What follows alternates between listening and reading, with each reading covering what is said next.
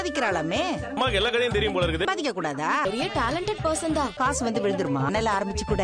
மாமியார் இருக்காங்களா, முத்துவோட அம்மா அப்படியே பயங்கரமா பாத்துட்டே இருக்காங்க. எதுக்காக இவனுக்கு மாலை எங்கேயுமே வந்திருக்காங்க அப்படின்னு சொல்லிட்டு.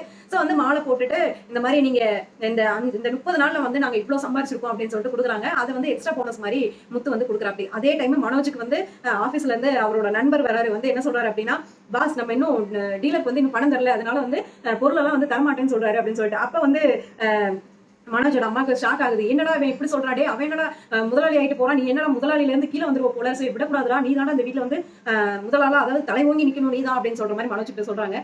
சோ இந்த விஷயத்தெல்லாம் பாக்குறப்ப மனோஜுக்கு அந்த டேலண்ட் சுத்தமா இல்ல. சோ அவர் என்ன நிலைமைக்கு ஆளாக போறாரு அப்படின்றத பாக்கலாம். இந்த சைடு இன்னொரு யூடியூப் சேனல் ஒன்று ஓபன் பண்ண போறாங்க. முத்துவோட அம்மா விஜயா வந்து யூடியூப் சேனல் ஒன்று ஓப்பன் பண்ண போறாங்க. அதுல சம்பாதிக்கலாம் அப்படின்னு. ஏன்னா அவங்க ஃப்ரெண்டு சம்பாதிச்சிட்டு இருக்கிறதுனால நானும் வந்து எனக்கும் திறமை இருக்கு நிறைய, நான் வந்து யூடியூப் சேனல் ஓப்பன் பண்ணி நானும் சம்பாதிக்கிறேன் அப்படின்ற மாதிரி கிளம்புறாங்க. சோ இது எந்த அளவுக்கு போகுது அப்படின்றத வெயிட் பண்ணி பார்க்கலாம். நெக்ஸ்ட் சூப்பரான வீடியோ நான் உங்களை பார்க்கறேன்.